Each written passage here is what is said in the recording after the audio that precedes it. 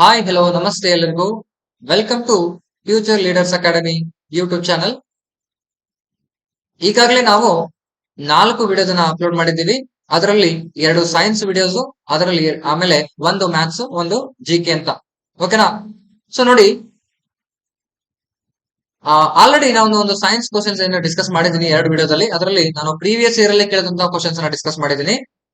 ಆಮೇಲೆ ಇವತ್ತಿನ ಒಂದು ವಿಡಿಯೋದಲ್ಲಿ ಕೂಡ ಏನ್ ಮಾಡೋಣಪ್ಪ ಅಂದ್ರೆ ಪ್ರೀವಿಯಸ್ ಇಯರ್ ಅಲ್ಲಿ ಕೇಳಿದಂತಹ ಕ್ವಶನ್ಸ್ ಅನ್ನ ಡಿಸ್ಕಸ್ ಮಾಡ್ತಾ ಹೋಗೋಣ. ಓಕೆ, ಹಿಂದೆ ಒಂದು ಮಾಡತಕ್ಕಂತ ವಿಡಿಯೋಸ್ ಗಳಿಗೆ ತುಂಬಾ ಸಪೋರ್ಟ್ ಬರ್ತಾ ಇದೆ, ಬಂದಿದೆ ಕೂಡ. ಹೌದಾ?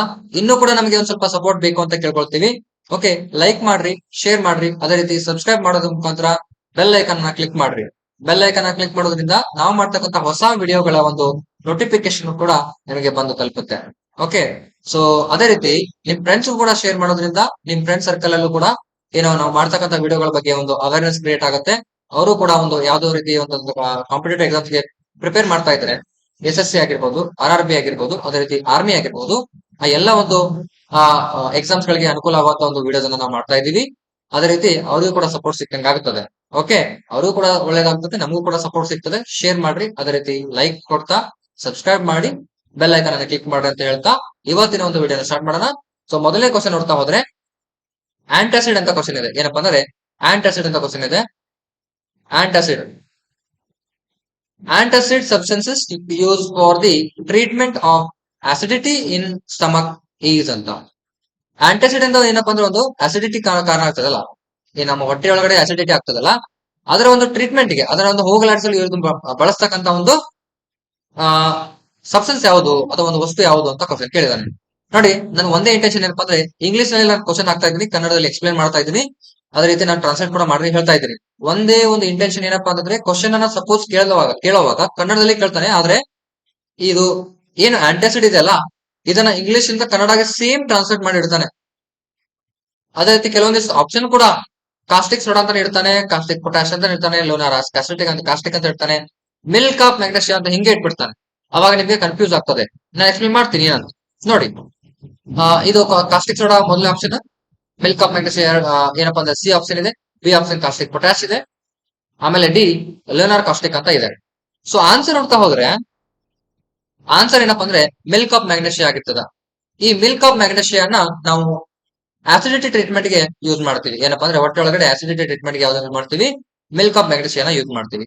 ಮಿಲ್ಕ್ ಆಫ್ ಮ್ಯಾಗ್ನೆಷಿಯಾನ ನಾವು ಹೀಗೆ ಹೇಳ್ಬೋದು, MG OH ಟಾಯ್ಸ್ ಅಂತ ಹೇಳ್ಬೋದು. MgOH ಟಾಯ್ಸ್ ಅಂತ ಹೇಳ್ತೀವಿ. ಇದಕ್ಕೆ ಏನಂತ ಕರಿತಪ್ಪ ಅಂದ್ರೆ ಮ್ಯಾಗ್ನೆಸಿಯಂ ಹೈಡ್ರಾಕ್ಸೈಡ್ ಅಂತ ಕರಿತೀವಿ. ಮ್ಯಾಗ್ನೆಸಿಯಂ ಹೈಡ್ರಾಕ್ಸೈಡ್ ಅಂತ ಕರಿತೀವಿ. ಮ್ಯಾಗ್ನೆಸಿಯಂ ಹೈಡ್ರಾಕ್ಸೈಡ್ ಅಂತ ಹೇಳ್ತಾ ಹೋಗ್ತೀವಿ. ಏನಪ್ಪಾ ಅಂದ್ರೆ ಮಿಲ್ಕ್ ಆಫ್ ಮ್ಯಾಗ್ನೆಷಿಯಾ. ಅದೇ ರೀತಿ ಕಾಸ್ಟಿಕ್ ಸೋಡಾ ಅಂತಂದ್ರೆ NaOH ಅಂತ ಹೇಳ್ತೀವಿ, NaOH ಅಂತ ಹೇಳ್ತೀವಿ. ಆಮೇಲೆ ಕಾಸ್ಟಿಕ್ ಪೊಟ್ಯಾಶ್ ಅಂತ ಹೇಳ್ತಾ ಹೋದ್ರೆ KOH ಅಂತ ಹೇಳ್ತೀವಿ, KOH ಅಂತ ಹೇಳ್ತೀವಿ. ಇವು ಎರಡು ಏನಪ್ಪಾ ಅಂದ್ರೆ ಬೇಸ್. ಇದು ಕೂಡ ಇವು ಮೂರು ಮೂರು ಏನಪ್ಪಾ ಅಂದ್ರೆ ಬೇಸ್ ಅಂತ ಹೇಳ್ತೀವಿ. ಈ ಬೇಸ್ ಅಂದ್ರೆ ಹೆಂಗಪ್ಪಾ ಅಂದ್ರೆ pH ವ್ಯಾಲ್ಯೂ ಏನಿರ್ತಪ್ಪ ಅಂದ್ರೆ pH ವ್ಯಾಲ್ಯೂ ಏನಪ್ಪಾ ಅಂದ್ರೆ ಗ್ರೇಟರ್ ದನ್ 7 ಇರ್ತದೆ. ಗ್ರೇಟರ್ ದನ್ 7 ಅಂದ್ರೆ 7ಕ್ಕಿಂತ ಜಾಸ್ತಿ ಇರ್ತದೆ. pH ವ್ಯಾಲ್ಯೂ 7ಕ್ಕಿಂತ ಜಾಸ್ತಿ ಇರ್ತದೆ. pH ಅಂದ್ರೆ ಏನಪ್ಪಾ ಅಂದ್ರೆ ಕಾನ್ಸಂಟ್ರೇಷನ್ ಅಂತ ಹೇಳ್ತೀವಿ. ಕಾನ್ಸಂಟ್ರೇಷನ್ ಇದು ಕಾನ್ಸಂಟ್ರೇಷನ್ ಆಫ್ ಹೈಡ್ರೋಜನ್ ಆಟಮ್ ಅಂತ ಹೇಳ್ತಾ ಹೋಗ್ತೀವಿ. ಓಕೆ, ಸೊ ಕಾಸ್ಟಿಕ್ ಸೋಡಾದ ಒಂದು ಏನಪ್ಪಾ ಅಂದ್ರೆ ಫಾರ್ಮುಲಾ ಏನಪ್ಪಾ ಅಂದ್ರೆ NaOH ಅಂದ್ರೆ ಏನಂತ ಕರಿತೀವಿ? ಸೋಡಿಯಂ ಹೈಡ್ರಾಕ್ಸೈಡ್ ಅಂತ ಹೇಳ್ತೀವಿ. ಸೋಡಿಯಂ ಹೈಡ್ರಾಕ್ಸೈಡ್ ಅಂತ ಹೇಳ್ತೀವಿ. ಪೊಟ್ಯಾಷಿಯಂ ಅಂದ್ರೆ ಪೊಟ್ಯಾಷಿಯಂ ಹೈಡ್ರಾಕ್ಸೈಡ್ ಅಂತ ಹೇಳ್ತೀವಿ. ಪೊಟ್ಯಾಷಿಯಂ ಹೈಡ್ರಾಕ್ಸೈಡ್ ಅಂತ ಹೇಳ್ತೀವಿ. ಪೊಟ್ಯಾಷಿಯಂ ಹೈಡ್ರಾಕ್ಸೈಡ್ ಅಂತ ಹೇಳ್ತಾ ಹೋಗ್ತೀವಿ. ಹಾಗಾದ್ರೆ ನಮಗೆ ಆನ್ಸರ್ ಏನಪ್ಪಾ ಅಂದ್ರೆ ಆಸಿಡಿಟಿ ಯೂಸ್ ಮಾಡ್ತಕ್ಕಂತಹ ಒಂದು ಸಬ್ಸ್ಟೆನ್ಸ್ ಯಾವ್ದಪ್ಪ ಅಂದ್ರೆ ಮಿಲ್ಕ್ ಆಫ್ ಮ್ಯಾಗ್ನೆಷಿಯಾ ಅಂದ್ರೆ ಮ್ಯಾಗ್ನೆಸಿಯಂ ಹೈಡ್ರಾಕ್ಸೈಡ್ ಅನ್ನು ಯೂಸ್ ಮಾಡ್ತೀವಿ. ಕೆಮಿಕಲ್ ಫಾರ್ಮುಲಾ ಕೂಡ ಕೇಳಬಹುದು, ಕೆಮಿಕಲ್ ನೇಮ್ ಕೂಡ ಕೇಳಬಹುದು. ಓಕೆ, ನೆಕ್ಸ್ಟ್ ಕ್ವಶನ್ ನೋಡ್ತಾ ಹೋದ್ರೆ the dash is the site of a complete digestion of A carbohydrates, proteins and fats in the human body. ಮಾನವನ ದೇಹದಲ್ಲಿ ಕಾರ್ಬೋಹೈಡ್ರೇಟ್, ಪ್ರೋಟೀನ್ಸ್ ಮತ್ತೆ ಫ್ಯಾಟ್ ಅಂದ್ರೆ ಕೊಬ್ಬಿನ ಒಂದು ಜೀರ್ಣಕ್ರಿಯೆ ನಡೆಯುವಂತಹ ಸ್ಥಳ ಅಂತ ಕ್ವಶನ್ ಕೇಳಿದಾನೆ. ಎಲ್ಲಿ ಜೀರ್ಣಕ್ರಿಯೆ ನಡೀತದೆ? ಈ ಒಂದು ಮೂರದ್ದು ಜೀರ್ಣಕ್ರಿಯೆ ಎಲ್ಲಿ ನಡೀತದೆ ಅಂತ ಕೇಳಿದಾನೆ. ಆಪ್ಷನ್ ಎ ಪ್ಯಾರಿಂಕ್ಸ್ ಅಂತ ಕ್ವಶನ್ ಇದೆ, ಆಪ್ಷನ್ ಬಿ ಸ್ಟಮಕ್ ಅಂತ ಇದೆ, ಆಪ್ಷನ್ ಸಿ ಸ್ಮಾಲ್ ಇಂಟೆಸ್ಟೈನ್ ಅಂತ ಇದೆ, ಆಪ್ಷನ್ ಡಿ ಲಾರ್ಜ್ ಇಂಟೆಸ್ಟೈನ್ ಅಂತ ಇದೆ. ಈ ನಾಲ್ಕುದ್ರಲ್ಲಿ ಎಲ್ಲಿ ನಮ್ಗೆ ಜೀರ್ಣಕ್ರಿಯೆ ಆಗ್ತದ ಅಂತ ಕ್ವಶನ್ ಇದೆ. ಓಕೆ, ಆನ್ಸರ್ ಅಂತ ಹೋದ್ರೆ ಸ್ಮಾಲ್ ಇಂಟೆಸ್ಟೈನ್ ಅಂತ ಒಂದು ಆನ್ಸರ್ ಇದೆ. ಏನಪ್ಪಾ ಅಂದ್ರೆ ಸ್ಮಾಲ್ ಇಂಟೆಸ್ಟೈನ್ ಆನ್ಸರ್ ಆಗಿರ್ತದೆ. ಅಂದ್ರೆ ಚಿಕ್ಕ ಕರುಳು ಅಂತ ಹೇಳ್ತೀವಿ, ಚಿಕ್ಕ ಕರುಳು ಅಂತ ಹೇಳ್ತೀವಿ. ಅದೇ ರೀತಿ ಇದು ದೊಡ್ಡ ಕರುಳು, ದೊಡ್ಡ ನಿಮಿಷ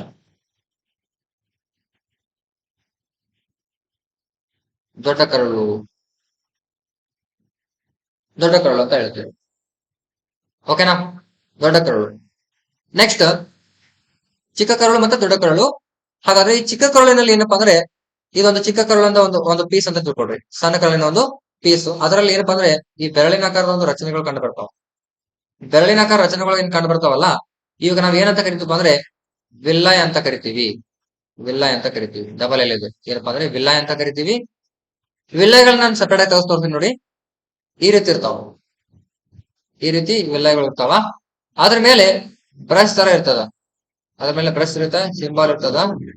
ಸೊ ಇವುಗಳು ಏನ್ ಕರಿತಾರಪ್ಪ ಅಂದ್ರೆ, ಇವುಗಳಿಗೆ ಏನ್ ಕರಿತಾರಪ್ಪ ಅಂದ್ರೆ ಮೈಕ್ರೋ ವಿಲ್ಲಯ್ ಅಂತ ಕರಿತಾರ. ಮೈಕ್ರೋ ವಿಲ್ಲಯ್ ಅಂತ ಕರಿತಾರ, ಮೈಕ್ರೋ ವಿಲ್ಲಯ್ ಅಂತ ಕರಿತಾ ಹೋಗ್ತಾರ. ಓಕೆನಾ, ಮೈಕ್ರೋ ವಿಲ್ಲಯ್ ಅಂತ ಕರಿತಿದ್ರೆ. ಸೊ ಸರ್ ಈಗ ಏನಾಗ್ತದೆ, ಎಕ್ಸಾಂಪಲ್ ಏನಪ್ಪಾ ಅಂದ್ರೆ ಈ ವಿಲ್ಲಯಗಳಿಂದ ಏನಾಗ್ತದಪ್ಪ ಅಂದ್ರೆ ನಮಗೆ ಹೊಟ್ಟೆ ಇದೆನಾ, ಹೌದಾ, ಇದು ಹೊಟ್ಟೆ, ಇದು ಎಸೋಫೆಗಸ್ ಅಂತ ಕರಿತೀವಿ, ಅನ್ನನಾಳ ಅಂತ ಹೇಳ್ತೀವಿ. ಅದರಿಂದ ಇಲ್ಲಿ ಹೊಟ್ಟೆ ಹೋಗ್ತದ, ಹೌದಾ, ಇದು ಹೊಟ್ಟೆ ಹೋಗ್ತದ. ಆಮೇಲೆ ಸಣ್ಣ ಕರುಳು ಸ್ಟಾರ್ಟ್ ಆಗ್ತದ. ಓಕೆ, ಇದು ಸಣ್ಣ ಕರುಳು, ಇದು ಸಣ್ಣ ಕರುಳು. ನೆಕ್ಸ್ಟ್ ಇಲ್ಲಿ ದೊಡ್ಡ ಕರುಳು ಅಂತ ಬರ್ತದೆ. ಓಕೆ, ದೊಡ್ಡ ಕರುಳು ಬರ್ತದ, ರೈಟ್. ನೋಡಿ, ಇಲ್ಲಿಂದ ಇಲ್ಲಿ ಜಾರ್ತದೆ ಫುಡ್, ಇಲ್ಲಿಂದ ಇಲ್ಲಿ ಜಾರ್ತದೆ. ಇದರಲ್ಲಿ ಏನಪ್ಪಾ ಅಂದ್ರೆ ಇವು ವಿಲ್ಲಯ್ ಕಂಡು ಬರ್ತಾವ, ಈ ವಿಲ್ಲಯ್ ಕಂಡು ಬರ್ತಾವ, ಮತ್ತೆ ಮೈಕ್ರೋ ವಿಲ್ಲಯ್ ಕಂಡು ಬರ್ತಾವ.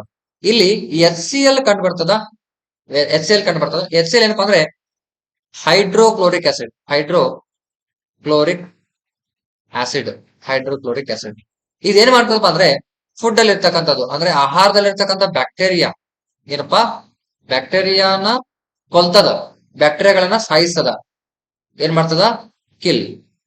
ಕಿಲ್ ಅಂದ್ರೆ ಏನಪ್ಪಾ, ಕೊಲ್ಲೋದು, ಹೌದಾ, ಬ್ಯಾಕ್ಟೀರಿಯಾಗಳನ್ನ ಕೊಲ್ತದ. ಯಾವುದು, ಎಚ್ ಸಿ ಎಲ್. ಅದರಿಂದ ನಮಗೆ ಇನ್ಫೆಕ್ಷನ್ ಆಗೋದನ್ನ ತಡೀತದ. ಫುಡ್ ಪಾಯ್ಸನಿಂಗ್ ಅಥವಾ ಫುಡ್ ಏನು ಇನ್ಫೆಕ್ಷನ್ ಆಗ್ತದೋ ಅದನ್ನ ಎಚ್ ಸಿ ಎಲ್ ತಡಿತಾ ಹೋಗ್ತದೆ. ನೆಕ್ಸ್ಟ್ ಅದಾದ್ಮೇಲೆ ಫುಡ್ ಎಲ್ಲಿ ಹೋಗ್ತದಪ್ಪ ಅಂದ್ರೆ ಡೈರೆಕ್ಟ್ ಆಗಿ ಸ್ಮಾಲ್ ಇಂಟೆಸ್ಟೈನ್ ಗೆ ಹೋಗ್ತದ. ಅಲ್ಲಿ ಫುಡ್ ಡೈಜೆಷನ್ ಆಗ್ತಾ ಹೋದಲ್ಲಿ ಫುಡ್ ಅಲ್ಲಿ ಇರ್ತಕ್ಕಂಥ ಒಂದು ಎನರ್ಜಿ, ಆಹಾರದಲ್ಲಿ ಇರ್ತಕ್ಕಂಥ ಎನರ್ಜಿಗಳನ್ನ ಈ ವಿಲ್ಲೈಗಳು ಏನ್ ಮಾಡ್ತಪ್ಪ ಅಂದ್ರೆ ಬೆರಳಿನಾಕಾರದ ರಚನೆಗಳು ಇದಾವಲ್ಲ, ಈ ಬೆರಳಿನಾಕಾರದ ರಚನೆಗಳು ಅಬ್ಸಾರ್ಬ್ ಮಾಡ್ಕೊಂತ ಅಂದ್ರೆ ಹೀರ್ಕೊಳ್ತಾ ಹೋಗ್ತಾವ. ಅಲ್ಲಿ ಅದ್ರ ಮುಖಾಂತರ ಹೀರ್ಕೊಳ್ಳೋದಾಗ್ತದೆ. ಅದೇ ರೀತಿ ಈ ಮೈಕ್ರೋ ವಿಲೈ ಅಂತದಲ್ಲ, ಅದರಿಂದ ಕೂಡ ಹೀರ್ಕೊಳ್ಳೋದು ಕೆಲಸ ನಡೀತದೆ. ಓಕೆ, ಹಾಗಾದ್ರೆ ನಿಮ್ಗೆ ಗೊತ್ತಾಯ್ತು ಇವೆಲ್ಲ ಏನ್ ಕಾರ್ಬೋಹೈಡ್ರೇಟ್ಸ್, ಪ್ರೋಟೀನ್ಸ್ ಅಂಡ್ ಫ್ಯಾಟ್ಸ್ ಏನದಾವ ಜಾಸ್ತಿ ಹೆಚ್ಚಾಗಿ ಕಂಪ್ಲೀಟ್ ಡೈಜೆಷನ್ ಎಲ್ಲಾಗ್ತದಪ್ಪ ಅಂತಂದ್ರೆ ಸ್ಮಾಲ್ ಇಂಟೆಸ್ಟೈನ್ ಅಲ್ಲಿ ಕಂಡು ಬರ್ತದ. ಓಕೆ, ಆನ್ಸರ್ ಗೊತ್ತಾಯ್ತು ಅಂತ ನೋಡಿದ್ನಿ. ನೆಕ್ಸ್ಟ್ ಎಕ್ಸಾಂಪಲ್ ನೋಡೋದಾದ್ರೆ, which of the following is not an example of acute disease? High blood pressure, strep throat, flu and common cold ಅಂತ. ಈ ನಾಲ್ಕುದರಲ್ಲಿ ಯಾವುದು ಅಕ್ಯೂಟ್ ಡಿಸೀಸ್ ಅಲ್ಲ, ಬೇಗ ಕ್ಯೂರ್ ಮಾಡ್ತಕ್ಕಂತಹ ಡಿಸೀಸ್ ಅಲ್ಲ ಅಂತ ಕ್ವಶನ್ ಇದೆ. ನಿಮಗೆ ಫ್ಲೂ ಅಂತ ಬಂದ್ರೆ ಸ್ನೀಸಿಂಗ್ ತರ ಒಂದು ಡಿಸೀಸ್ ಬಂದ್ರೆ ಕ್ಯೂರ್ ಮಾಡ್ಕೊಬಹುದು. ನೆಗಡಿ ಬಂದ್ರೆ ಇದೇನಪ್ಪ ಅಂದ್ರೆ ನೆಗಡಿ, ಇದು ನೆಗಡಿ ಅಂತ. ಆಮೇಲೆ ಥ್ರೋಟ್ ಅಂದ್ರೆ ಗಂಟ್ಲಿನ ಕಿರಿಕಿರಿ, ಗಂಟ್ಲು ನೋವು ಆಗ್ತದಲ್ಲ ಅದು, ಹೌದಾ, ಅದನ್ನು ಕೂಡ ಇವೆಲ್ಲ ಕಂಟ್ರೋಲ್ ಮಾಡ್ಕೋಬಹುದು. ಇದನ್ನು ಕೂಡ ಕ್ಯೂರ್ ಮಾಡ್ಕೋಬಹುದು, ಇದನ್ನು ಕೂಡ ಕ್ಯೂರ್ ಮಾಡ್ಕೋಬಹುದು, ಇದನ್ನು ಕೂಡ ಕ್ಯೂರ್ ಮಾಡ್ಕೊಬಹುದು. ಇದನ್ನ ಕ್ಯೂರ್ ಮಾಡ್ಕೊಳಕ್ ಆಗಲ್ಲ. ಹಾಗಾದ್ರೆ ಆನ್ಸರ್ ಏನಾಗಿರ್ತಪ್ಪ ಅಂದ್ರೆ ಹೈ ಬ್ಲಡ್ ಪ್ರೆಷರ್ ಕೂಡ ಆನ್ಸರ್ ಆಯ್ತು. ಓಕೆ, ನೆಕ್ಸ್ಟ್ ನಾನು ವೈರಸಸ್ ಬಗ್ಗೆ ಡಿಸ್ಕಸ್ ಮಾಡ್ತೀನಿ. ನೆಕ್ಸ್ಟ್ ಒಂದು ಕಾನ್ಸೆಪ್ಟ್ ಬಂದಾಗ ಕಾನ್ಸೆಪ್ಟ್ ಪ್ರಕಾರ ಹೋಗೋಣ. ಅವಾಗ ನಾ ಫ್ಲೂ ಬಗ್ಗೆ, ಕಾಮನ್ ಕೋಲ್ಡ್ ಬಗ್ಗೆ, ಯಾವ ವೈರಸಸ್ ಹೆಂಗೆ ಅಂತ. ಈಗ ಕಾಮನ್ ಹೇಳ್ಬೇಕಂದ್ರೆ ಫ್ಲೂ ಅನ್ನ ಇನ್ಫ್ಲೂಯೆನ್ಸಾ ಇಂದ ಬರ್ತದ. ಇನ್ಫ್ಲೂಯೆನ್ಸಾ ಅಂತ ಒಂದು ವೈರಸ್ ಬರ್ತದ, ಅದರಿಂದ ಬರ್ತದೆ. ಕಾಮನ್ ಕೋಲ್ಡ್ ರೈನೋ ವೈರಸ್ ಅಂತ ಬರ್ತದ, ರೈನೋ ವೈರಸ್ ಅಂತ ಬರ್ತದ. ರೈನೋ ವೈರಸ್ ಅಂತ ಕಾಮನ್ ಕೋಲ್ಡ್ ಕೂಡ ಬರ್ತಾ ಹೋಗ್ತದೆ. ಸೊ ಈ ರೀತಿ ಡಿಸೀಸ್ ಕೂಡ ಬರ್ತಾ ಹೋಗ್ತಾವ. ಓಕೆ, ನೆಕ್ಸ್ಟ್ ಕ್ವಶನ್ ನೋಡೋಣ. Which of the following disease causes loss of memory? ಅಂದ್ರೆ ಈ ಕೆಳಗಿನವುಗಳಲ್ಲಿ ಯಾವುದು ಮಾನವನ ನೆನಪಿನ ಶಕ್ತಿಗೆ ಕಳೆದುಕೊಳ್ಳೋಕೆ ಕಾರಣವಾದಂತಹ ಒಂದು ಕಾಯಿಲೆಯಾಗಿದೆ ಅಂತ. ಮಾನವನ ಏನಪ್ಪಾ ಅಂದ್ರೆ ನೆನಪಿನ ಶಕ್ತಿಯನ್ನು ಕಳ್ಕೊಳ್ತಾನ. ಅದಕ್ಕೆ ಕಾರಣ ಅಂತ ಡಿಸೀಸ್ ಯಾವ್ದು ನೋಡ್ರಿ. ಮೊದಲೇದು ರಿಕೆಟ್ ಅಂತ ಕ್ವಶನ್ ಕೇಳಿದಾನೆ, ನಿಕ್ಟಾಲೋಪಿ ಅಂತ ಕ್ವಶನ್ ಕೇಳಿದಾನೆ, ಅಲ್ಜಿಮರ್ ಡಿಸೀಸ್ ಅಂತ ಕೇಳಿದಾನೆ, ಅದೇ ರೀತಿ ಸ್ಕರ್ವಿ ಅಂತ ಕೇಳಿದಾನೆ. ರಿಕೆಟ್ಸ್ ಅಂತ ನೋಡ್ರಿ. ರಿಕೆಟ್ಸ್ ಅಂದ್ರೆ ನಮಗೆ ವಿಟಾಮಿನ್ ವಿಟಾಮಿನ್ ವಿಟಾಮಿನ್ ಡಿ ಕೊರತೆಯಿಂದ ಕಾಣ್ತದ. ವಿಟಾಮಿನ್ ಡಿ ಎಲ್ಲಿ ಸಿಗ್ತದ ನಮಗೆ? ಸನ್ಲೈಟ್ ಇಂದ ಸಿಗ್ತದ. ಎಲ್ಲಿಂದ? ಸನ್ಲೈಟ್ ಇಂದ ಸಿಗ್ತದ. ನಿಕ್ಟಾಲೋಪಿ ಅಂತಂದ್ರೆ ನೈಟ್ ಬ್ಲೈಂಡ್ನೆಸ್ ಅಂತ ಕರಿತೀವಿ. ಅಂದ್ರೆ ಈರುಳು ಗುರುಡುತನ ಅಂತ ಕರಿತೀವಿ. ಏನಪ್ಪಾ ಅಂದ್ರೆ ಈರುಳು ಗುರುಡುತನ ಅಂತ ಕರಿತೀವಿ.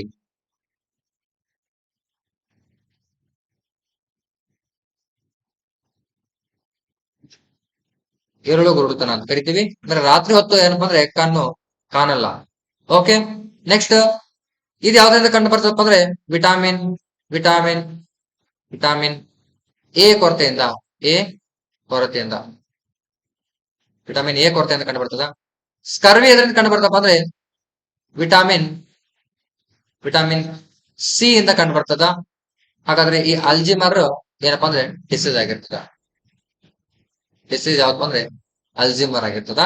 ಆನ್ಸರ್ ನೋಡೋದಾದ್ರೆ ಅಲ್ಜಿಮರ್ ಏನಪ್ಪಾ ಅಂದ್ರೆ ಮಾನವನ ಒಂದು ನೆನಪಿನ ಶಕ್ತಿಗೆ ಕಾರಣ ಆಗಿರುತ್ತೆ. ನೆನಪಿನ ಶಕ್ತಿಯನ್ನ ಕಳೆದುಕೊಳ್ಳಕ್ಕೆ ಕಾರಣ ಆಗಿರ್ತಕ್ಕಂಥ ಡಿಸೀಸ್ ಯಾವ್ದಪ್ಪ ಅಂದ್ರೆ ಅಲ್ಜಿಮರ್ ಆಗಿರ್ತದ. ಓಕೆ, ಅರ್ಥ ಆಯ್ತಾ? ಅಲ್ಜಿಮರ್ ಅಲ್ಜಿಮರ್ ಅಲ್ಜಿಮರ್ ಕಾಯಿಲೆ ಹೀಗೂ ಕೇಳ್ತಾನೆ, ಅಥವಾ ಇದನ್ನ ಇದೆ ನಾನೇನ್ ಬರ್ತಿದ್ದೇನಿಲ್ಲ ಇಂಗ್ಲಿಷ್ ಅಲ್ಲಿ ಅಲ್ಜಿಮರ್ ಅಂತ ಕೂಡ ಕ್ವಶನ್ ಕೇಳ್ತಾ ಹೋಗ್ತಾನೆ. ಓಕೆ, ರಿಕೆಟ್ಸ್ ಎಲ್ಲ ಗೊತ್ತಾಯ್ತು. ಯಾವ್ದಪ್ಪ ಅಂದ್ರೆ ರಿಕೆಟ್ಸ್ ಯಾವ್ದು ಕಾಯಿಲೆ ಬರುತ್ತಪ್ಪ ಅಂದ್ರೆ vitamin vitamin D, vitamin A, vitamin C. ಇದು ಕನ್ಫ್ಯೂಸ್ ಮಾಡ್ಕೊಂಡ್ಬೇಡ್ರಿ. ಇದು ಏನಪ್ಪಾ ಅಂದ್ರೆ night blindness night blindness night blindness. Okay, next example question. Next question. Reaction of an acid with the base is known as. ಅಂದ್ರೆ ಆಮ್ಲ ಪ್ಲಸ್ ಪ್ರತ್ಯಾಮ್ಲ ಎರಡು reaction ನಡೆದು ಅಂದ್ರೆ ರಾಸಾಯನಿಕ ಕ್ರಿಯೆ ನಡೀತಪ್ಪ ಅಂತಂದ್ರೆ ಏನ್ ಬಿಡುಗಡೆ ಆಗ್ತದ? ಯಾವ್ದು ಏನಂತ ಕರಿತೀವಿ ಅಂತ ನೋಡಿ. ಆಮ್ಲ ಪ್ರತ್ಯಾಮ್ಲ ಬಿಡುಗಡೆ ಆದಾಗ ಏನಪ್ಪಾ ಅಂದ್ರೆ ಉಪ್ಪು ಸಿಗ್ತದ, ಉಪ್ಪು ಮತ್ತೆ ನೀರು ಸಿಗ್ತದ. ಆ ಉಪ್ಪು ಮೆಟಾಲಿಕ್ ಆಗಿರ್ಬೋದು, ಲೋಹದ ಉಪ್ಪು ಆಗಿರ್ಬೋದು, ಅಥವಾ ಕಾಮನ್ ಸಾದ ಉಪ್ಪು ಆಗಿರ್ಬೋದು. ಓಕೆ, ಹಾಗಾದ್ರೆ ಇದಕ್ಕೆ ಏನಂತ ಕರಿತಪ್ಪ ಅಂತಂದ್ರೆ ನ್ಯೂಟ್ರಲೈಸೇಷನ್ ರಿಯಾಕ್ಷನ್ ಅಂತ ಕರಿತೀವಿ. ಏನಂತ ಕರಿತೀವಿ? ನ್ಯೂಟ್ರಲೈಸೇಷನ್ ರಿಯಾಕ್ಷನ್ ಅಂತ ಕರಿತಾ ಹೋಗ್ತೀವಿ. ಹಾಗಾದ್ರೆ ಸರ್ ಡಿಕಾಂಪೋಸಿಷನ್ ಅಂದ್ರೆ ಏನು? ರಿಡಾಕ್ಸ್ ರಿಯಾಕ್ಷನ್ ಅಂದ್ರೆ ಏನು? ಕಾಂಬಿನೇಷನ್ ರಿಯಾಕ್ಷನ್ ಅಂದ್ರೆ ಏನು? ನ್ಯೂಟ್ರಲೈಸೇಷನ್ ಅಥವಾ ನ್ಯೂಟ್ರಲೈಸೇಷನ್ ರಿಯಾಕ್ಷನ್ ಅಂದ್ರೆ ಏನು ನೋಡಿ. ಡಿಕಾಂಪೋಸಿಷನ್ ರಿಯಾಕ್ಷನ್ ಅಂದ್ರೆ ಒಂದು ಪ್ರಾಡಕ್ಟ್ ಒಡೆದು ಜಾಸ್ತಿ ಆಗೋದು. ಒಂದು ಪ್ರಾಡಕ್ಟ್ ಒಡೆದು ಜಾಸ್ತಿ ಆಗೋದು. ಫಾರ್ ಎಕ್ಸಾಂಪಲ್ ಈಗ NaCl ಅಂತ ಇದೆ. ಇದು ಬಿಡುಗಡೆ ಆದಾಗ ಏನಪ್ಪಾ ಅಂದ್ರೆ Na ಪ್ಲಸ್ Cl ಮೈನಸ್ ಅಂತ ಬಿಡುಗಡೆ ಆಗ್ತದೆ. ಅಂದ್ರೆ ಸೆಪರೇಟ್ ಆದವಲ್ಲ, ಇದು ಕೂಡ ಸೆಪರೇಟ್ ಆಯ್ತು, ಇದು ಕೂಡ ಸೆಪರೇಟ್ ಆಯ್ತು. ಡೆಫಿನೇಷನ್ ಏನಪ್ಪಾ ಅಂದ್ರೆ a single product break down to form a multiplier product ಅಂತ ಹೇಳ್ತೀವಿ. ಮಲ್ಟಿಪ್ಲರ್ ಪ್ರಾಡಕ್ಟ್ ಅಂದ್ರೆ ಜಾಸ್ತಿ, ಎರಡಕ್ಕಿಂತ ಜಾಸ್ತಿ ಪ್ರಾಡಕ್ಟ್. ಇನ್ನ ರಿಡಾಕ್ಸ್ ರಿಯಾಕ್ಷನ್ ಅಂದ್ರೆ ಇಲ್ಲಿ ಏನಪ್ಪಾ ಅಂದ್ರೆ ಲಾಸ್ ಆಫ್ ಹೈಡ್ರೋಜನ್ ಕೂಡ ಇರ್ತದ ಅಂಡ್ ಲಾಸ್ ಆಫ್ ಆಕ್ಸಿಜನ್ ಕೂಡ ಇರ್ತದೆ ಅಂಡ್ ಗೇನ್ ಆಫ್ ಹೈಡ್ರೋಜನ್ ಕೂಡ ಇರ್ತದ and also gain of oxygen ಕೂಡ ಇರ್ತದ. ಅಂದ್ರೆ ಎರಡು ಕ್ರಿಯೆ ನಡೀತಾವ. ಇಲ್ಲಿ ನಾವು ಲಾಸ್ ಆಫ್ ಹೈಡ್ರೋಜನ್ ಅಂದ್ರೆ ಆಕ್ಸಿಡೇಷನ್ ಅಂತ ಕರಿತೀವಿ, ಆರ್ ಲಾಸ್ ಆಫ್ ಹೈಡ್ರೋಜನ್ ಕೂಡ ಹೌದು, ಅಥವಾ ಗೇನ್ ಆಫ್ ಹೈಡ್ರೋಜನ್ ಆಕ್ಸಿಜನ್ ಅಂತ ಕೂಡ ಆಕ್ಸಿಡೇಷನ್ ಅಂತ ಕರಿತೀವಿ. ಅದೇ ರೀತಿ ಲಾಸ್ ಆಫ್ ಆಕ್ಸಿಡೇಷನ್ ಅಂದ್ರೆ ರಿಡಕ್ಷನ್ ಅಂತ ಕರಿತೀವಿ. ಏನಂತ ಕರಿತೀವಿ? ರಿಡಕ್ಷನ್ ಅಂದ್ರೆ ಆಕ್ಸಿಜನ್ ಕಳ್ಕೊಳ್ತೀವಿ ಅಂದ್ರೆ ಅದಕ್ಕೆ ರಿಡಕ್ಷನ್ ಅಂತ ಕರಿತೀವಿ. ಅದೇ ರೀತಿ ಹೈಡ್ರೋಜನ್ ಅನ್ನ ನಾವು ತಗೊಳ್ತೀವಿ ಅಂದ್ರೆ ರಿಡಕ್ಷನ್ ಅಂತ ಕರಿತೀವಿ. ಇವೆರಡೂ ಕಂಡು ಬರ್ತಕ್ಕಂಥ ಒಂದು ಕೆಮಿಕಲ್ ರಿಯಾಕ್ಷನ್ ಏನಂತ ಕರಿತೀವಿ? ನಾವು ರೆಡಾಕ್ಸ್ ರಿಯಾಕ್ಷನ್ ಅಂತ ಕರಿತೀವಿ. ಏನಂತ ಕರಿತೀವಿ? ರೆಡಾಕ್ಸ್ ರಿಯಾಕ್ಷನ್ ಅಂತ ಕರಿತೀವಿ. ಇನ್ನ ಕಾಂಬಿನೇಷನ್ ರಿಯಾಕ್ಷನ್ ಅಂತ ನೋಡಿ. ಕಾಂಬಿನೇಷನ್ ರಿಯಾಕ್ಷನ್, ಒಂದ್ ನಿಮಿಷ.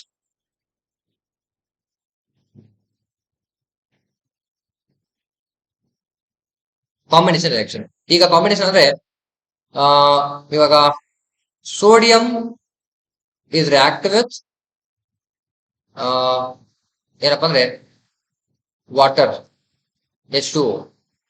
ಹೌದಾ? ಈಗ ಏನ್ ಬಿಡ್ತದಪ್ಪ ಅಂತಂದ್ರೆ NaOH plus H2.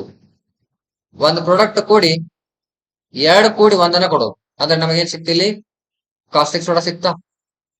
Caustic soda or sodium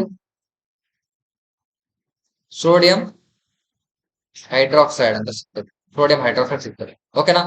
ಇದು ರಿಯಾಕ್ಷನ್. ಎರಡು ಕೂಡಿ ಒಂದನ್ನ ಕೊಡೋದು. ಟೂ ರಿಯಾಕ್ಟೆಂಟ್ ಅಂತ ಹೇಳ್ತೀವಿ. ಇದು ಕೂಡ ರಿಯಾಕ್ಟೆಂಟ್, ಇದು ಕೂಡ reactant. Two reactant react with each other and forms one product, one single product. ಒಂದೇ ಒಂದ್ ಪ್ರಾಡಕ್ಟ್ ಅನ್ನ ಕೊಡ್ತಾವ. ಓಕೆ, ಇದು ರಿಲೀಸ್ ಆಗ್ತಾ ಇದೆ. ಪ್ರಾಡಕ್ಟ್ ಯಾವ್ದು ಸಿಕ್ತು ನಮಗೆ? NaOH ಸಿಕ್ತು. ನ್ಯೂಟ್ರಲೈಸೇಷನ್ ರಿಯಾಕ್ಷನ್ ಏನ್ ನೋಡ್ರಿ, ಆಸಿಡ್ ಪ್ಲಸ್ ಬೇಸ್ ರಿಯಾಕ್ಟ್ ಮಾಡಿದಾಗ ಏನ್ ಸಿಗ್ತದಪ್ಪ ಅಂದ್ರೆ ಸಾಲ್ಟ್ ಪ್ಲಸ್ ವಾಟರ್ ಸಿಗ್ತದ. ಸಾಲ್ಟ್ ಪ್ಲಸ್ ವಾಟರ್ H2O ಸಿಗ್ತದ. ಅಂದ್ರೆ ಆಸಿಡ್ ಅಂದ್ರೆ ಏನಪ್ಪಾ ನೋಡ್ರಿ, HCl ಇದೆ ರಿಯಾಕ್ಟೆಡ್ ವಿತ್ NaOH ಅಂದ್ರೆ ಏನ್ ಸಿಕ್ತಪ್ಪ ಅಂದ್ರೆ NaCl ಪ್ಲಸ್ H2O ಸಿಕ್ತಪ್ಪ ಅಂದ್ರೆ ಇದೇನಪ್ಪಾ ಅಂದ್ರೆ ನ್ಯೂಟ್ರಲೈಸೇಷನ್ ರಿಯಾಕ್ಷನ್ ಅಂತ ಹೇಳ್ತೀವಿ. ಅಂದ್ರೆ NaCl ಅಂದ್ರೆ ಏನಪ್ಪಾ? ಉಪ್ಪು. ಏನೋ ಉಪ್ಪು. ನಾವು ತಿಂತಕ್ಕಂಥ ಉಪ್ಪನ್ನ NaCl ಅಂತ ಕರಿತೀವಿ. ಅಂದ್ರೆ ಸೋಡಿಯಂ ಕನ್ನಡ ಬಿಡ್ತೀನಿ ನೋಡ್ರಿ ನಾನು, ಕ್ಲೋರೈಡ್ ಅಂತ ಹೇಳ್ತೀವಿ. Sodium chloride. ಕ್ಲೋರೈಡ್ ಅಲ್ಲ, ಕ್ಲೋರೈಡ್. ಓಕೆ, ಅರ್ಥ ಆಯ್ತಾ? ಹಾಗಾದ್ರೆ ನ್ಯೂಟ್ರಲೈಸೇಷನ್ ರಿಯಾಕ್ಷನ್ ಆನ್ಸರ್ ಆಗಿರ್ತದ. Next, the pH value of blood is ಅಂದ್ರೆ ಬ್ಲಡ್ pH ವ್ಯಾಲ್ಯೂ ಎಷ್ಟಿದೆ? pH ಅನ್ನು ನೋಡಿರ್ತಮ್ಮ. ಇದ್ pH ವ್ಯಾಲ್ಯೂ ಅಂದ್ರೆ ಪೊಟೆನ್ಸಾ ಅಂತ ಕರಿತೀವಿ, ಅಥವಾ ಕಾನ್ಸಂಟ್ರೇಷನ್ ಆಫ್ ಹೈಡ್ರೋಜನ್ ಅಂತ ಕರಿತೀವಿ. ಏನಪ್ಪಾ ಅಂದ್ರೆ ಕಾನ್ಸಂಟ್ರೇಷನ್ ಆಫ್ ಹೈಡ್ರೋಜನ್ ಅಂತ ಕರಿತೀವಿ. ಆರ್ ಗ್ರೀಕ್ ಲೆಟರ್ ಅಲ್ಲಿ ಪೊಟೆನ್ಸ್ ಅಂತ ಕರೀತಾರ. ಏನಂತ ಕರೀತಾರ? ಪೊಟೆನ್ಸ್ ಅಂತ ಕರೀತಾರ.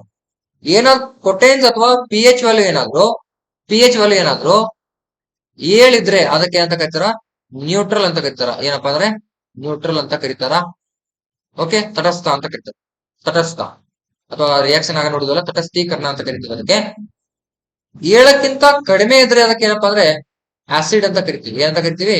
ಆಸಿಡ್ ಅಂತ ಕರಿತೀವಿ. 7ಕ್ಕಿಂತ ಜಾಸ್ತಿ ಇದ್ರೆ ಅಂತ ಕರಿತೀವಿ, ಅದಕ್ಕೆ ಬೇಸ್ ಅಂತ ಕರಿತೀವಿ. ಇವಕ್ಕ ಅಲ್ಕಲಿ ಅಂತ ಕೂಡ ಕರೀತಾರೆ. ಅಲ್ಕಲಿ ಅಂತ ಕರೀತಾರೆ. ಅಲ್ಕಲಿ ಅಂದ್ರೆ ಏನಪ್ಪಾ ಅಂದ್ರೆ ಅದರ pH ವ್ಯಾಲ್ಯೂ ಏನಪ್ಪಾ ಅಂದ್ರೆ 14 ಇರ್ತದ. pH ವ್ಯಾಲ್ಯೂ ಏನಪ್ಪಾ ಅಂದ್ರೆ 14 ಇರ್ತದ. ಅಂದ್ರೆ 10ಕ್ಕಿಂತ ಕೂಡ ಜಾಸ್ತಿ ಇರ್ತದ. 10ಕ್ಕಿಂತ ಜಾಸ್ತಿ ಇರ್ತದ. ಅವಕ್ಕ ಅಲ್ಕಲಿ ಅಂದ್ರೆ ಜಾಸ್ತಿ ಬೇಸಿಕ್ ಇರ್ತಾವ. ಏನಿರ್ತಾವ? ಜಾಸ್ತಿ ಬೇಸಿಕ್ ಇರ್ತಾವ. ಓಕೆನಾ? ಸೊ ನೆಕ್ಸ್ಟ್, ಹಾಗಾದ್ರೆ pH ಆನ್ಸರ್ ಏನಪ್ಪಾ ಅಂದ್ರೆ 7.4 ಇರ್ತದ. ಏನಪ್ಪಾ ಅಂದ್ರೆ ಬ್ಲಡ್ pH ಏನಪ್ಪಾ ಅಂದ್ರೆ 7.4. ಹಾಗಾದ್ರೆ ಬ್ಲಡ್ ಏನಪ್ಪಾ ಅಂದ್ರೆ ಬೇಸ್ ಇರ್ತದ. ಬೇಸ್ ಅಂದ್ರೆ ಏನಪ್ಪಾ ಅಂದ್ರೆ ಪ್ರತ್ಯಾಮ್ಲ ಅಂತ ಹೇಳ್ತೀವಿ. ಏನಪ್ಪಾ ಅಂದ್ರೆ ಪ್ರತ್ಯಾಮ್ಲ ಅಂತ ಹೇಳ್ತೀವಿ. ಬೇಸ್ ಪ್ರತ್ಯಾಮ್ಲ ಅಂತ ಹೇಳ್ತಾವ. ಓಕೆ, ಇದು ಯಾವ್ದೋ ರೀತಿ pH ಬರಲ್ಲ. ಇದು ಯಾವುದೇ ರೀತಿ pH ಬರಲ್ಲ. ಇದು ತಪ್ಪು, ಇದು ಕೂಡ ತಪ್ಪು, ಇದು ಕೂಡ ತಪ್ಪು. ಓಕೆ, ನೆಕ್ಸ್ಟ್ ಕ್ವಶನ್ ನೋಡ್ತಾ ಇದ್ದಾರೆ. 7ನೇ question, who among the following discovered electromagnetic induction ಅಂತ. ಇದರಲ್ಲಿ ಈ ಕೆಳಗಿನವರಲ್ಲಿ ಯಾರು ಎಲೆಕ್ಟ್ರೋಮ್ಯಾಗ್ನೆಟಿಕ್ ಇಂಡಕ್ಷನ್ ಅನ್ನು ಕಂಡು ಹಿಡಿದವರು ಅಂತ ಕ್ವಶನ್ ಇದೆ. ಓಕೆ, ನೋಡಿ ಇಲ್ಲಿ ಜೌಲ್ ಅಂತ ಇದೆ, ಫ್ಯಾರಡೆ ಅಂತ ಇದೆ, ಓಮ್ ಅಂತ ಇದೆ, ಕೆಪ್ಲರ್ ಅಂತ ಇದೆ. ಓಕೆ, ಆನ್ಸರ್ ನೋಡ್ಕೊಳ್ಳಿ, ಆಮೇಲೆ ಎಕ್ಸ್ಪ್ಲೇನ್ ಮಾಡ್ತೀನಿ. ಆನ್ಸರ್ ಏನಪ್ಪಾ ಅಂದ್ರೆ ಫ್ಯಾರಡೆ ಅಂತ ಬರ್ತದೆ. ಫ್ಯಾರಡೆ ಏನಪ್ಪಾ ಅಂದ್ರೆ ಎಲೆಕ್ಟ್ರೋಮ್ಯಾಗ್ನೆಟಿಕ್ ಇಂಡಕ್ಷನ್ ಅಂತ ಕಲ್ತಾರೆ. ಏನಪ್ಪಾ ಅಂದ್ರೆ ಕಂಡಿಡಿದಲ್ಲ. ಈ ಜೌಲ್ ಏನಪ್ಪಾ ಅಂತಂದ್ರೆ ಹೀಟಿಂಗ್ ಎಫೆಕ್ಟ್ ಅಂತ ನಾವು ಒಂದು ಟಾಪಿಕ್ ನೋಡ್ತೀವಿ. ಹೀಟಿಂಗ್ ಎಫೆಕ್ಟ್ ಅಂತ ನೋಡ್ತೀವಿ. ಎಫೆಕ್ಟ್ ಅಂದ್ರೆ heating effect H I² RT ಅಂತ ಬರ್ತದೆ. I² RT ಅಂತ ಬರ್ತದೆ. ಅಂದ್ರೆ the square of current in resistance with respect to time ಅಂತ ಬರ್ತದ. ಹೀಟಿಂಗ್ ಎಫೆಕ್ಟ್ ಅಂತ ಬರ್ತದೆ. ಅರ್ಥ ಆಯ್ತಾ? ಸೊ ಇದು ಹೀಟಿಂಗ್ ಎಫೆಕ್ಟ್ ಅದಕ್ಕೆ ಏನಂತ ಕರಿತಾರಪ್ಪ ಅಂದ್ರೆ ಜೌಲ್ಸ್ ಲಾ ಅಂತ ಕೂಡ ಕರಿತಾರ. ಜೌಲ್ಸ್ ಲಾ ಅಂತ ಕೂಡ ಕರಿತಾರೆ. ಜೌಲ್ ಏನಪ್ಪಾ ಅಂತಂದ್ರೆ ಶಕ್ತಿಯ ಏಕಮಾನ ಅಂತ ಕರಿತೀವಿ. ಆರ್ ಏನಪ್ಪಾ ಅಂದ್ರೆ ಜೌಲ್ ಶಕ್ತಿ ಅಂದ್ರೆ ವರ್ಕ್ ಡನ್ ಅಂತ ಕರಿತೀವಲ್ಲ, ವರ್ಕ್ ಡನ್ ನ SI ಯೂನಿಟ್ ಏನಪ್ಪಾ ಅಂದ್ರೆ ಜೌಲ್ ಅಂತ ಹೇಳ್ತೀವಿ. ಏನು ಜೌಲ್ ಅಂತ ಹೇಳ್ತೀವಿ. ಅದನ್ನ J ಅಂತ ಕೂಡ ಇಂಡಿಕೇಟ್ ಮಾಡ್ತಾರೆ. ಹಾಗಾದ್ರೆ ನಮಗೆ ಆನ್ಸರ್ ಕಂಡಿಡಿದವರು ಯಾರಪ್ಪ ಅಂದ್ರೆ ಎಲೆಕ್ಟ್ರೋಮ್ಯಾಗ್ನೆಟ್ ಅನ್ನ ಫ್ಯಾರಡೆ ಕಂಡಿಡಿತಾನ.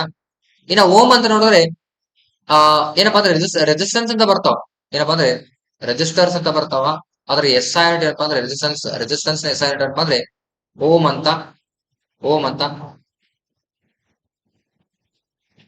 ಇದನ್ನ ಹಿಂಗೂ ತೆಗಿತಾರೆ. ಓಮ್ ಇದು ಸಿಂಬಲ್ ಏನಪ್ಪಾ ಅಂದ್ರೆ ಓಮ್ ನ ಸಿಂಬಲ್ ಆಗಿರ್ತದ.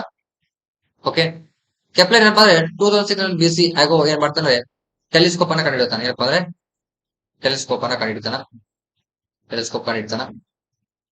ಯಾರಪ್ಪ ಅಂದ್ರೆ ಕೆಪ್ಲರ್ ನ ಒಂದು ಆರ್ಬಿಟಲ್ ಥಿಯರಿ ಅಂತಿದೆ, ಕೆಪ್ಲರ್ಸ್ ಆರ್ಬಿಟಲ್ ಥಿಯರಿ ಅಂತಿದೆ. ಅದು ನಾವು ಡಿಗ್ರಿನಲ್ಲಿ ಕಲಿತೀವಿ. ಆರ್ಬಿಟಲ್ ಏನಪ್ಪಾ, ಇದೊಂದು ಭೂಮಿ, ಇದು ಭೂಮಿ ಅಥವಾ ಸೂರ್ಯ. ಸೂರ್ಯನ್ ಸುತ್ತದ ಏನ್ ಸುತ್ತಿರ್ತಾವಲ್ಲ ಎಲೆಕ್ಟ್ರಿಕಲ್ ಆರ್ಬಿಟ್ ಏನ್ ಇರ್ತದಲ್ಲ, ಈ ಆರ್ಬಿಟ್ ಸುತ್ತಾವಲ್ಲ, ಹೆಂಗ್ ಸುತ್ತಾವ ಅಂತಂದ್ರೆ ಎಕ್ಸ್ಪ್ಲೇನ್ ಮಾಡ್ತಾನೆ. ಏನಪ್ಪಾ ಅಂದ್ರೆ ಕೆಪ್ಲರ್ ಎಕ್ಸ್ಪ್ಲೇನ್ ಮಾಡ್ತಾನೆ.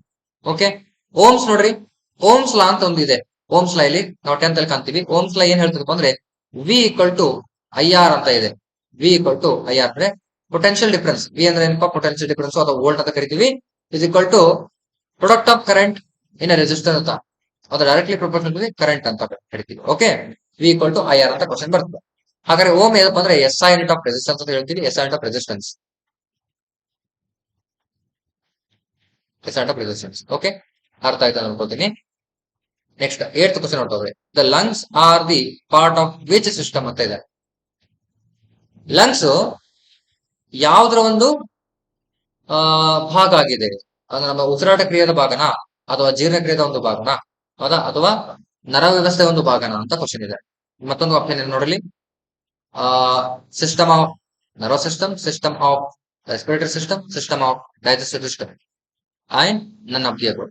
ಆನ್ಸರ್ ನೋಡ್ತಾ ಹೋದ್ರೆ ಅದು ಲಂಗ್ಸ್ ಏನಪ್ಪಾ ಅಂದ್ರೆ ರೆಸ್ಪಿರೇಟರಿ ಸಿಸ್ಟಮ್ ನ ಒಂದು ಪಾರ್ಟ್ ಆಗಿರ್ತಾವ. ನರ್ವಸ್ ಸಿಸ್ಟಮ್ ಎದಕ್ ಬರ್ತದ, ನಮ್ಗೆ ಡೈರೆಕ್ಟ್ಲಿ ಬ್ರೈನಿಗೆ ಕನ್ವರ್ಟ್ ಆಗ್ತದೆ. ಏನಪ್ಪಾ ಅಂದ್ರೆ ಬ್ರೈನಿಗೆ ಕನ್ವರ್ಟ್ ಆಗ್ತದ. ಡೈಜೆಸ್ಟಿವ್ ಸಿಸ್ಟಮ್ ಏನಪ್ಪಾ ಅಂದ್ರೆ ಡೈಜೆಷನ್ಗೆ. ಇನ್ನ ರೆಸ್ಪಿರೇಟರಿ ಸಿಸ್ಟಮ್ ಏನಪ್ಪಾ ಅಂದ್ರೆ ಲಂಗ್ಸ್ ಏನಪ್ಪಾ ಅಂದ್ರೆ ಹಾರ್ಟ್ಗೆ, ಎಲ್ಲಿಪ್ಪ ಹಾರ್ಟ್ಗೆ ಸಂಬಂಧಪಡ್ತಾವ. Okay, next which one of the following parts of human alimentary canal can be of maximum length. ಅಂದ್ರೆ ನಾವು ಒಂದು ಡೈಜೆಸ್ಟಿವ್ ಸಿಸ್ಟಮ್ ಅಂತ ಏನ್ ಹೇಳ್ತೀವಲ್ಲ, ಇಲ್ಲಿಂದ ಎಸೋಫೆಗಸ್, ಸ್ಟಮಕ್, ಸ್ಮಾಲ್ ಇಂಟೆಸ್ಟೈನ್,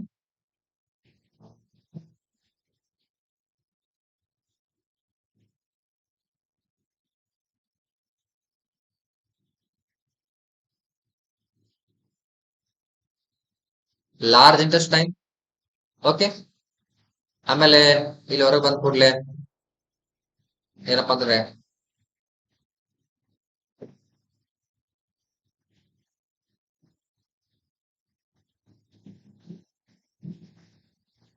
ಮುಖ ಸರಿಯಾಗಿ ಆಗ್ಲಿಲ್ಲ, ಮಂಗನ್ ಮುಖ ಆಗತ್ತರ ಆಗೈತೆ.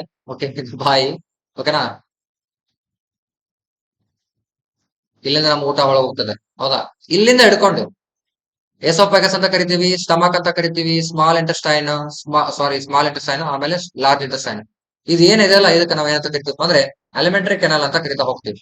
ಇದಕ್ಕೆ ಅಲಿಮೆಂಟರಿ ಕೆನಾಲ್ ಅಂತ ಕರಿತಾ ಹೋಗ್ತೀವಿ. ಆದ್ರೆ ಯಾವ್ದು ದೊಡ್ಡದಾಗಿದೆ ಅಂತ ಕೇಳ್ತೀವಿ. ಓಕೆನಾ, ಸ್ಟಮಕ್ ದೊಡ್ಡದಾಗಿದೆನಾ, ಅಥವಾ ಸ್ಮಾಲ್ ಇಂಟೆಸ್ಟೈನ್ ದೊಡ್ಡದಾಗಿದೆನಾ, ಲಾರ್ಜ್ ಇಂಟೆಸ್ಟೈನ್ ದೊಡ್ಡದಾಗಿದೆನಾ, ಅಥವಾ ರೆಕ್ಟಮ್ ದೊಡ್ಡದಾಗಿದೆ? ಆನ್ಸರ್ ನೋಡ್ತಾ ಹೋದ್ರಲ್ಲಿ ಸ್ಮಾಲ್ ಇಂಟೆಸ್ಟೈನ್ ಜಾಸ್ತಿ ಉದ್ದವಾಗಿರ್ತದ, ಜಾಸ್ತಿ ಉದ್ದಾಗಿರ್ತದ.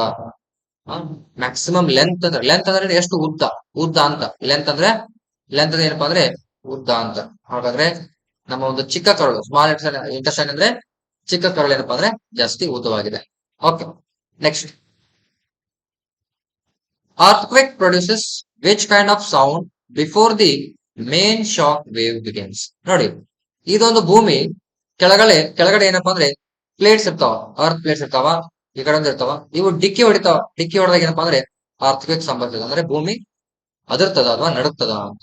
ಓಕೆ, ಹಾಗಾದ್ರೆ ಅಲ್ಲಿ ಬಿಡುಗಡೆ ಆಗ್ತಕ್ಕಂಥ ಸೌಂಡ್ ಏನು ಅಂತ ಕೇಳಿದ್ರೆ, ಅಲ್ಟ್ರಾ ಸೌಂಡಾ, ಇನ್ಫ್ರಾ ಸೌಂಡಾ, ಆಡಿಬಲ್ ಸೌಂಡಾ, ಅಥವಾ ನಾನ್ ಆಫ್ ದಿ ಅಬೌವ್ ಕ್ವಶನ್ ಇದೆ.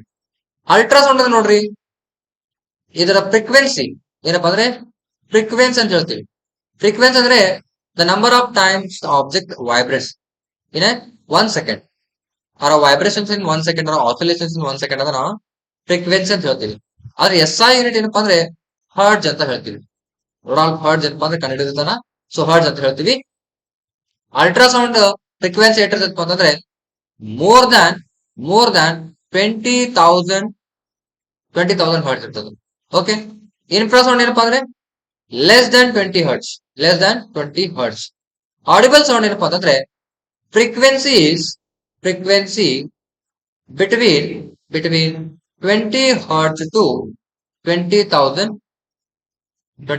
ಹರ್ಟ್ಸ್ ಇರ್ತದೆ. ಈ ಎರಡರಲ್ಲಿ ಫ್ರೀಕ್ವೆನ್ಸಿ ಏನಪ್ಪಾ ಇತ್ತು ಅಂತಂದ್ರೆ ನಮಗೆ ಕೇಳಿಸ್ತದೆ.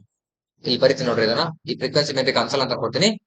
20 ಹರ್ಟ್ಸ್ ಟು 20K ಹರ್ಟ್ಸ್ ಅಂತ. 20K ಹರ್ಟ್ಸ್ ಇದು ನಮಗೆ ಕೇಳಿಸ್ತಕ್ಕಂತ ಒಂದು ಸೌಂಡ್ ನ ಒಂದು ಫ್ರೀಕ್ವೆನ್ಸಿ ಅಂತ ಹೇಳ್ತಾ ಹೋಗ್ತೀವಿ. ಯಾವ್ದಪ್ಪ ಅಂದ್ರೆ ಅದು ಆಡಿಬಲ್ ಸೌಂಡ್. ಯಾವುದು ಆಡಿಬಲ್ ಸೌಂಡ್. ಓಕೆ, ಆಮೇಲೆ ಅಲ್ಟ್ರಾಸೌಂಡ್ ಏನಾಗಿರ್ತದೆ more than 20K hertz. Infrasound less than 20 hertz. 20K ಅಲ್ಲ, ಲೆಸ್ ದನ್ 20. ನಮಗೆ 20,000 ಕಿಲೋ ಹರ್ಟ್ಸ್ ವರೆಗೆ ಅಂದ್ರೆ 20,000 ಹರ್ಟ್ಸ್ ವರೆಗೆ ಇತ್ತಪ್ಪ ಅಂತಂದ್ರೆ ನಮಗೆ ಸೌಂಡ್ ಕೇಳ್ತದ. ಫ್ರೀಕ್ವೆನ್ಸಿ ಇತ್ತಂದ್ರೆ ಓಕೆ. ಜಾಸ್ತಿ ಇತ್ತಂದ್ರೆ ಕೇಳಲ್ಲ, ಕಡಿಮೆ ಇದ್ರೂ ಕೂಡ ಕೇಳಲ್ಲ. ಓಕೆನಾ.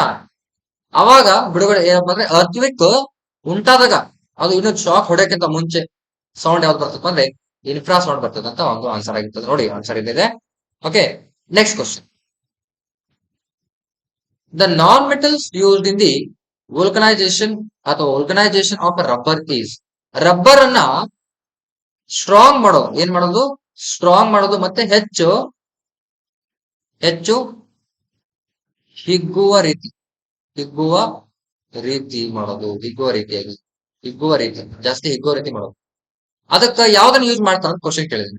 ಏನು ಫಾಸ್ಫರಸ್ ಅನ್ನ ಯೂಸ್ ಮಾಡ್ತಾರ, ಸಲ್ಫರ್ ಯೂಸ್ ಮಾಡ್ತಾರ, ಗ್ರಾಫೈಟ್ ಯೂಸ್ ಮಾಡ್ತಾರ, ಅಯೋಡಿನ್ ಯೂಸ್ ಮಾಡ್ತಾರ? ಆನ್ಸರ್ ನೋಡೋದಾದ್ರೆ ಸಲ್ಫರ್ ಇದೆ. ಓಕೆ, ಸಲ್ಫರ್ ಏನಪ್ಪಾ ಅಂದ್ರೆ ಆರ್ಗನೈಸೇಷನ್ ಯೂಸ್ ಮಾಡ್ತಾರ ಅಂದ್ರೆ ಎಲಾಸ್ಟಿಸಿಟಿ ಅಂತಾರೆ. ಈಗ ಇದೊಂದು ರಬ್ಬರ್ ಇದೆ, ಇದೊಂದು ರಬ್ಬರ್. ಓಕೆ, ಅದನ್ನ ಹಿಗ್ಗಿಸಿದಪ್ಪ ಅಂದ್ರೆ ಎಷ್ಟು ಉದ್ದ ಆಗ್ತದೆ, ಈಗ ಉದ್ದ ಆಗ್ತದೆ, ಇಷ್ಟು ಉದ್ದ ಆಗ್ತದ. ಹೌದಾ, ಬಿಟ್ಟಪ್ಪ ಅಂದ್ರೆ ಮತ್ತೆ ಅಲ್ಲೇ ಬರ್ತದೆ.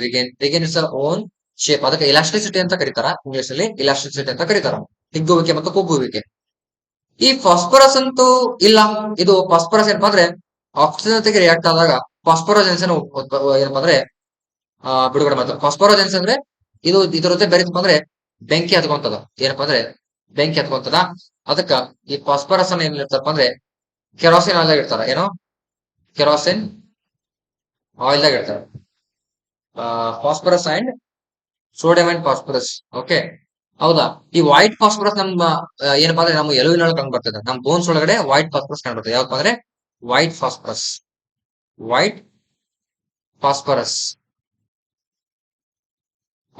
ಕಂಡು ಬರ್ತದೆ. ಓಕೆ, ಇನ್ನು ಗ್ರಾಫೈಟ್ ಏನಪ್ಪಾ ಅಂದ್ರೆ ಇದು ಕಾರ್ಬನ್ ನ ಒಂದು ಬೈ ಪ್ರಾಡಕ್ಟ್ ಅಪ್ಪ ಅಂದ್ರೆ ಕಾರ್ಬನ್ ಒಂದು ಪ್ರಾಡಕ್ಟ್. ಇದನ್ನ ಎಲ್ಲಿ ಯೂಸ್ ಮಾಡ್ತಾರಪ್ಪ ಅಂದ್ರೆ ನ್ಯೂಕ್ಲಿಯರ್ ಮಂದಕಾರಕವಾಗಿ ಯೂಸ್ ಮಾಡ್ತಾರೆ. ಮಂದಕಾರಕವಾಗಿ ಅಂದ್ರೆ graphite is used as nuclear ಏನ್ ಹೇಳಿ ಮಂದಕಾರಕ. ನ್ಯೂಕ್ಲಿಯರ್ ನಲ್ಲಿ ಅದರ ಸ್ಪೀಡ್ ಅನ್ನ ಕಡಿಮೆ ಮಾಡೋಕೆ. ಓಕೆ, ಏನ್ ಯೂಸ್ ಮಾಡ್ತಾರೆ, ಗ್ರಾಫೈಟ್ ಯೂಸ್ ಮಾಡ್ತಾರೆ. ಈ ಗ್ರಾಫೈಟ್ ಎಲ್ಲಿ ಕಂಡು ಬರ್ತಪ್ಪ ಅಂದ್ರೆ ಪೆನ್ಸಿಲ್ ಒಳಗೆ ಕಂಡು ಬರ್ತದೆ. ನೋಡ್ರಿ ಎಲ್ಲಿ ಪೆನ್ಸಿಲ್ ನಾವು ಯೂಸ್ ಮಾಡ್ತಕ್ಕಂಥ ಪೆನ್ಸಿಲ್ ಇರ್ತದಲ್ರಿ, ಅದ್ರೊಳಗೆ ಗ್ರಾಫೈಟ್ ಇರ್ತದ. ಓಕೆ, ಅಯೋಡಿನ್ ಏನಪ್ಪಾ ಅಂದ್ರೆ ಇದೊಂದು ನಾನ್ ಮೆಟಲ್ ಅಂತ. ನಾನ್ ಮೆಟಲ್ ಅಂದ್ರೆ ಲೋಹ ಅಲ್ಲ, ಅಲೋಹ ಅಂತ. ಅಲೋಹ ಒಂದೇ ಒಂದು ಅಲೋಹ ಹೊಳೆಯುವುದು. ಅದಕ್ಕೆ ಕಾರಣ ಏನಪ್ಪಾ ಅಂದ್ರೆ ಅಯೋಡಿನ್ ಹೊಳಿತದ. ಎಲ್ಲಾ ಲೋಹಗಳು ಹೊಳಿತಾವ, ಆದ್ರೆ ಎಲ್ಲಾ ಅಲೋಹಗಳು ಹೊಳೆಯೋದಿಲ್ಲ. ಅಯೋಡಿನ್ ಅನ್ನ ಒಂದು ಬಿಟ್ಟು. ಅಯೋಡಿನ್ ಹೊಳೆಯುವಂತ ಒಂದು ಲಕ್ಷಣವನ್ನ ಹೊಂದಿದೆ ಅಥವಾ ಗುಣಗಳನ್ನ ಹೊಂದಿದೆ. ಓಕೆ, ನೆಕ್ಸ್ಟ್ ಆನ್ಸರ್ ಕ್ವಶನ್ ನೋಡಿ. Next question. Usually the rate of heart beat is measured as. ಅಂದ್ರೆ ನಮ್ಮ ಹೃದಯ ಬಡಿತವನ್ನ ಯಾವುದರಲ್ಲಿ ಅಳಿತಾರೆ? Pulse rate per second. Pulses ಅನ್ನ ರೇಟ್ ಪರ್ ಸೆಕೆಂಡ್ ಅಲ್ಲಿ ಅಳಿತಾರ? ಪಲ್ಸ್ ರೇಟ್ ಅನ್ನ ಪರ್ ಅವರ್ ನಲ್ಲಿ ಅಳಿತಾರ? ಪಲ್ಸ್ ರೇಟ್ ಅನ್ನ ಪರ್ ಮಿನಿಟ್ ಅಲ್ಲಿ ಅಳಿತಾರ? ಅಥವಾ ನನ್ ಆಫ್ ದಿ ಅಬೌವ್ ಯಾವುದರಲ್ಲೂ ಕೂಡ ಅಳಿಯಲ್ಲ ಅಂತ ಅವ್ರ ಅಭಿಪ್ರಾಯ. ಇದ್ರಲ್ಲಿ ಯಾವ್ದ್ರಲ್ಲಿ ನಮ್ಮ ಹಾರ್ಟ್ ಬೀಟ್ ಅನ್ನ ಅಳಿತಾರೆ ನೋಡಿ? ಪಲ್ಸ್ ರೇಟ್ ಪರ್ ಮಿನಿಟ್ ಅಲ್ಲಿ ಅಳಿತಾರೆ. ಹೌದು, ನಾವು ಕೌಂಟ್ ಮಾಡ್ತೀವಿ ನೋಡಿ. ಒಂದು ನಿಮಿಷಕ್ಕೆ ಅಂದ್ರೆ 60 ಸೆಕೆಂಡ್ 72 ಟೈಮ್ಸ್ ಅಂತ ಹೇಳ್ತೀವಿ. ಒಂದು ನಿಮಿಷಕ್ಕೆ 72 ಸಲ, 72ರಿಂದ 74 ಸಲ ಬೆಳೀತದೆ ಅಂತ ಹೇಳ್ತೀವಿ. 72ರಿಂದ 74 ಅಂತ ಹೇಳ್ತೀವಿ. ಓಕೆನಾ. ಸೊ ಹಾಗಾದ್ರೆ ಇದನ್ನ ಮಿನಿಟ್ ಅಂತ ಕನ್ಸಿಡರ್ ಮಾಡ್ತೀವಲ್ಲ, ಸೆಕೆಂಡ್ ಅಂತ ಕನ್ಸಿಡರ್ ಮಾಡಲ್ಲ. ಹಾಗಾದ್ರೆ ಆನ್ಸರ್ ಏನಪ್ಪಾ ಅಂದ್ರೆ ಮಿನಿಟ್ ಅಲ್ಲಿ ಆಗಿರ್ತದೆ. Okay, next question. The image formed by a concave lens is always dash and dash. Concave lens ಅಂತ ನೋಡಿ. ಲೆನ್ಸ್ ಅಂದ್ರೆ ಏನಪ್ಪಾ ಕನ್ನಡದಲ್ಲಿ ಮಸೂರಗಳಂತ ಕರೀತಾರ. ಇದೇನಪ್ಪಾ ಅಂದ್ರೆ ಪೀನ ಮಸೂರ, ಇದೇನಪ್ಪಾ ಅಂದ್ರೆ ನಿಮ್ನ ಮಸೂರ. ಇದು ನಿಮ್ನ ಮಸೂರ ಅಂತ ಹೇಳ್ತೀವಿ. ಇದು ಪೀನ, ಇದು ನಿಮ್ನ. ಅವನೇನ್ ಕೇಳಿದಾನೆ ಕಾನ್ಕೇವ್ ಲೆನ್ಸ್ ಅಂತ ಕೇಳಿದಾನೆ. ಅಂದ್ರೆ ನಿಮ್ನ ಮಸೂರದಲ್ಲಿ ಬೀಳ್ತದೆ. ಇದೊಂದು ನಡುವಿನ ಲೈನ್ ಹೋಗುತ್ತೆ. ಪ್ರಧಾನ ಅಕ್ಷ ಅಂತ ಹೇಳ್ತೀವಿ ಅಥವಾ ಪ್ರಿನ್ಸಿಪಲ್ ಅಕ್ಷ ಅಂತ ಹೇಳ್ತೀವಿ, ಅಕ್ಷ ಅಂತ ಹೇಳ್ತೀವಿ. ಇದಕ್ಕೆ ಆಪ್ಟಿಕಲ್ ಸೆಂಟರ್ ಅಂತ ಕರಿತೀವಿ. ಹೌದಾ? ಇಲ್ಲಿ ಆಬ್ಜೆಕ್ಟ್ ಅನ್ನ ಇಟ್ಟಾಗ ಏನಾಗ್ತದಪ್ಪ ಅಂದ್ರೆ ಆಬ್ಜೆಕ್ಟ್ ಈ ಬೆಳಕ್ ಹಿಂಗ್ ಬಂದದ್ದು ಈ ರೀತಿಯಾಗಿ ಡೈವರ್ಟ್ ಆಗ್ತದೆ, ಹೊರ ಹೋಗ್ತೈತಿ. ಹೌದಿಲ್ಲ? ಡೈವರ್ಟ್ ಆಗಿ ಏನಾಗ್ತತಿ, ಹೊರ ಹೋಗ್ತತಿ. ಇಲ್ಲಿ ಬಿಟ್ಟದಪ್ಪ ಸ್ಟ್ರೇಟ್ ಆಗಿ ಹೋಗಿರ್ತತಿ, ಸ್ಟ್ರೇಟ್ ಆಗಿ ಹೋಗಿರ್ತತಿ. ಓಕೆನಾ? ಇಲ್ಲಿಂದ ಇಲ್ಲಿ ಎರಡು ಬಂದಪ್ಪ ಅಂದ್ರೆ ಇದೇನಾಗ್ತತಿ, ಬೆಂಡ್ ಆಗಿ ಹಿಂಗ್ ಹೊರಗಡೆ ಹೋಗಿರ್ತತಿ. ಇದು ಕೂಡ ಇಲ್ಲಿ ಬೆಂಡ್ ಆಗಿ ಹಿಂಗ್ ಹೊರಗಡೆ ಹೋಗಿರ್ತತಿ. ಎಲ್ಲಿ ಕೊಡ್ಕೊಂತಾವ? ಇಲ್ಲಿಂದ ನಾವು ಗೆರೆಯನ್ನು ತರ್ಕೋಬೇಕು. ಇಲ್ಲಿಂದ ಒಂದು ಗೆರೆಯನ್ನು ತರ್ಕೋಬೇಕು. ಓಕೆ, ಏನಾಗ್ಬೇಕಂತಪ್ಪ ಅಂದ್ರೆ ಇಲ್ಲಿ ರಿಯಲ್ ಆಗಿ ಇನ್ವರ್ಟರ್ ಆಗಿರ್ತಾವ, ವರ್ಚುವಲ್ ಅಂಡ್ ಡೈರೆಕ್ಟ್ ಆಗಿರ್ತಾವ, ಅಥವಾ ರಿಯಲ್ ಇನ್ವರ್ಟೆಡ್ ಆಗಿರ್ತಾವ, ವರ್ಚುವಲ್ ಅಂಡ್ ಇನ್ವರ್ಟೆಡ್ ಆಗಿರ್ತಾವ, ಅಂಡ್ ರಿಯಲ್ ಅಂಡ್ ಡೈರೆಕ್ಟ್ ಆಗಿರ್ತಾವ ಅಂತ ಕ್ವಶನ್ ಆಪ್ಷನ್ ಇದೆ. ಓಕೆ, ಆನ್ಸರ್ ನೋಡಿದ್ರೆ ಇಲ್ಲಿ ವರ್ಚುವಲ್ ಅಂಡ್ ಡೈರೆಕ್ಟ್ ಅಂತ, ವರ್ಚುವಲ್ ಅಂಡ್ ಡೈರೆಕ್ಟ್ ಅಂತ ಇಮೇಜ್ ಆಗಿರ್ತದೆ. ವರ್ಚುವಲ್ ಅಂದ್ರೆ ಏನಪ್ಪಾ, ಸುಳ್ಳು ಇಮೇಜ್. ನೀವೇನು ಮಿರರ್ ಮುಂದೆ ನಿಂತ್ಕೊಳ್ಳೋದಾಗ ಏನ್ ಸಿಗ್ತಲ್ಲ ಅದ್ ಇಮೇಜ್ ಅಪ್ಪ ಅಂದ್ರೆ ವರ್ಚುವಲ್ ಮತ್ತೆ ಡೈರೆಕ್ಟ್ ಆಗಿರ್ತದೆ. ಈ ಒಂದು ಮನುಷ್ಯನಪ್ಪ ಇವನು, ಇದಾರಪ್ಪ ಒಬ್ಬ ಮನುಷ್ಯ, ನಿಮ್ಮಲ್ಲಿ ಯಾರೋ ಒಬ್ಬರು ಅಂತ ತಿಳ್ಕೊಳ್ರಿ. ಓಕೆ, ಡಯಾಗ್ರಾಮ್ ಅಷ್ಟೊಂದು ಸರಿಯಾಗಿ ಬರಲ್ಲ, ಮನುಷ್ಯ ಹೊತ್ತಿಗೆ ಹಾರಿತಪ್ಪ ಒಬ್ಬ ಮನುಷ್ಯ. ಓಕೆನಾ?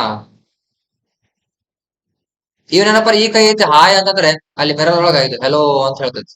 ಇದು ಹಾಯ್ ಅಂತಂದ್ರ ಇದು ಹೆಲೋ ಅಂತೈತಿ. ಸಪೋಸ್ ಇದಕ್ ಹಾಯ್ ಅಂತಂದ್ರ ಇದು ಹೆಲೋ ಅಂತಂತೈತಿ.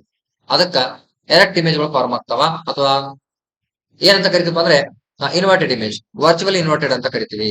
ಲ್ಯಾಟ್ರಲ್ ಇನ್ವರ್ಟೆಡ್, ವರ್ಚುವಲ್ ಅಲ್ಲ, ಲ್ಯಾಟ್ರಲ್ ಇನ್ವರ್ಟೆಡ್ ಅಂತ ಕರಿತೀವಿ. ಲ್ಯಾಟ್ರಲ್ ಇನ್ವರ್ಟೆಡ್ ಇಮೇಜ್ ಅಂತ ಕರಿತಾ ಹೋಗ್ತೀವಿ. ಲ್ಯಾಟ್ರಲ್ ಇನ್ವರ್ಟೆಡ್ ಇಮೇಜ್ ಅಂತ ಕರಿತೀವಿ. ನೆಕ್ಸ್ಟ್, ಸಾರಿ ಸಾರಿ ಸಾರಿ ಸಾರಿ ಸಾರಿ ಸಾರಿ ಆಗಿದೆ. ಓಕೆ, ಅರ್ಥ ಆಯ್ತು ಅಂತ ಅನ್ಕೊಳ್ತೀನಿ. ಇಲ್ಲಿ ತೆಗೆಯುವಂತ ಡಯಾಗ್ರಾಮ್ ಅನ್ನ ನಾನು ನೆಕ್ಸ್ಟ್ ಪೇಜ್ ಅಲ್ಲಿ ತೆಗೆದೆ. ಪರವಾಗಿ ಒಂದ್ ನಿಮಿಷ ಇರೇಜ್ ಮಾಡ್ತೀನಿ.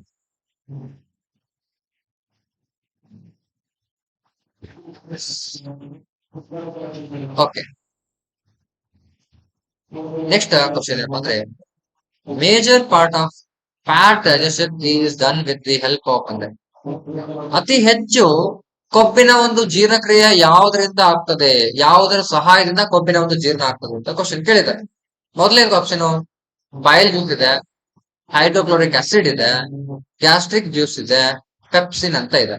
ಈ ಎಲ್ಲದರ ನಾಲ್ಕದ್ರಲ್ಲಿ ಯಾವುದರ ಒಂದು ಸಹಾಯದಿಂದ ಕೊಬ್ಬಿನ ಒಂದು ಜೀರ್ಣಕ್ರಿಯೆ ನಡೀತದ ಅಂತ ಕ್ವಶನ್ ಇದೆ. ಹಾಗಾದ್ರೆ ಆಪ್ಷನ್ ಏನಪ್ಪಾ ಅಂದ್ರೆ ನನಗೆ ಆನ್ಸರ್ ಬಯಲ್ ಜ್ಯೂಸ್ ಆಗ್ತದ. ನೋಡಿ ಆನ್ಸರ್, ಆನ್ಸರ್ ಏನಪ್ಪಾ ಅಂದ್ರೆ ಬಯಲ್ ಜ್ಯೂಸ್ ಆನ್ಸರ್ ಇರ್ತದ. ಹೈಡ್ರೋಕ್ಲೋರಿಕ್ ಆಸಿಡ್ ಬಗ್ಗೆ ನಿಮ್ಗೆ ಹೇಳಿದೀನಿ. ಹೊಟ್ಟೆಲಿ HCl ಏನ್ ಮಾಡ್ತತಿ, ಬ್ಯಾಕ್ಟೀರಿಯಾನ ಕೊಲ್ತದ,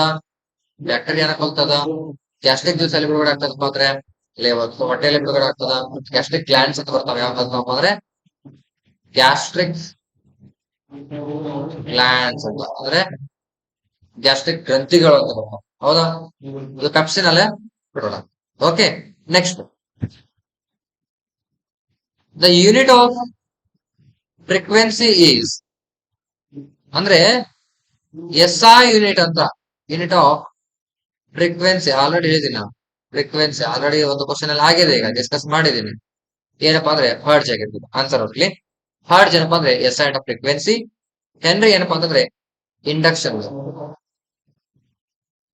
ಕೆಪಾಸಿಟನ್ಸ್, ಇಂಡಕ್ಷನ್, ಕೆಪಾಸಿಟನ್ಸ್. ಇಲ್ಲಿ ಕೆಪಾಸಿಟರ್ ಅಂತ ಬರ್ತದೆ ನೋಡ್ರಿ. ಕೆಪಾಸಿಟರ್ ಅಂದ್ರೆ ಏನಪ್ಪಾ ಅಂತಂದ್ರೆ device which store the electrical energy or charge ಅಂತ. ಅಂದ್ರೆ ವಿದ್ಯುತ್ ಶಕ್ತಿಯನ್ನು ಹಿಡಿದಿಟ್ಟುಕೊಳ್ಳುವಂತ ಒಂದು ಡಿವೈಸ್ ಅಥವಾ ಒಂದು ವಸ್ತು ಅಥವಾ ಅಂತ ಹೇಳ್ತಾ ಹೋಗ್ತೀವಿ. ಅದಕ್ಕೆ SI ಯೂನಿಟ್ ಕೊಡ್ತಾರಪ್ಪ ಅಂದ್ರೆ ಕೆಪಾಸಿಟಿ, ಇಂಡಕ್ಷನ್ ಆಫ್ ಕೆಪಾಸಿಟನ್ಸ್ ಅಂದ್ರೆ ಹೆನ್ರಿ ಅಂತ ಹೇಳ್ತೀವಿ. ಫ್ಯಾರಡ್ ಅಂತ ನೋಡಿದ್ವಿ ನಾವು ಆಲ್ರೆಡಿ. ಮ್ಯಾಗ್ನೆಟಿಕ್ ಇಂಡಕ್ಷನ್ ಅಂತ ನೋಡಿದ್ವಿ. ಮ್ಯಾಗ್ನೆಟಿಕ್ ಇಂಡಕ್ಷನ್ ಗೆ ಎಕ್ಸಾಂಪಲ್ ಅಂತ ನೋಡಿದ್ವಿ. ಅದು ಎಲ್ಲಪ್ಪ ಅಂದ್ರೆ ಎಲೆಕ್ಟ್ರೋ ಅಂತ ಬರೀಬೇಕು, ಎಲೆಕ್ಟ್ರೋ ಅಂತ ಬರಬೇಕು.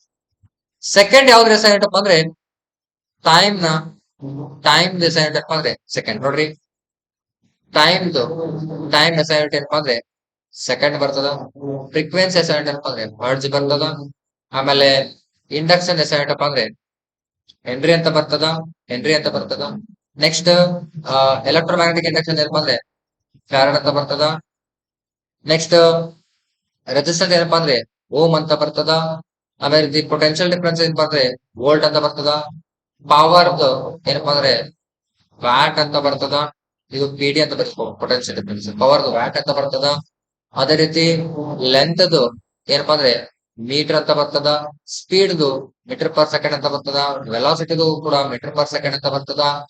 ಅದೇ ರೀತಿ ಆಕ್ಸಲರೇಷನ್ ಏನಪ್ಪಾ ಅಂದ್ರೆ ಮೀಟರ್ ಪರ್ ಸೆಕೆಂಡ್ ಸ್ಕ್ವೇರ್ ಅಂತ ಬರ್ತದ. ಅರ್ಥ ಆಯ್ತಾ? ಸೊ ಇನ್ನು ಬಹಳ ಬರ್ತಾವ. ನೆಕ್ಸ್ಟ್ ಕ್ಲಾಸ್ ಅಲ್ಲಿ ನಾನು ಏನಪ್ಪಾ ಅಂದ್ರೆ ಈ SI ಯೂನಿಟ್ಗಳನ್ನ ಒಂದು ಕೊಡೋದನ್ನ ಕೆಲಸ ಮಾಡ್ತೀನಿ. ಓಕೆನಾ?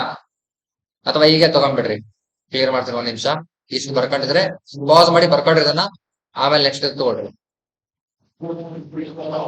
ನೆಕ್ಸ್ಟ್ ಏನಪ್ಪಾ ಅಂತಂದ್ರೆ SI ಯೂನಿಟ್ ಆಫ್ ಏನಪ್ಪಾ ಅಂದ್ರೆ ಕರೆಂಟ್ ಅಂದ್ರೆ ಆಂಪಿಯರ್ ಅಂತ ಬರ್ತದ. ಅದೇ ರೀತಿ ಟೆಂಪರೇಚರ್ ಏನಪ್ಪಾ ಅಂದ್ರೆ ಕೆಲ್ವಿನ್ ಅಂತ ಬರ್ತದ. ಮಾಸ್ ಅದ್ ಯಾವಪ್ಪ ಅಂದ್ರೆ ಕೆಜಿ ಅಂತ ಬರ್ತದ. ವೇಟ್ ಯಾವಪ್ಪ ಅಂದ್ರೆ ನ್ಯೂಟನ್ ಅಂತ ಬರ್ತದ.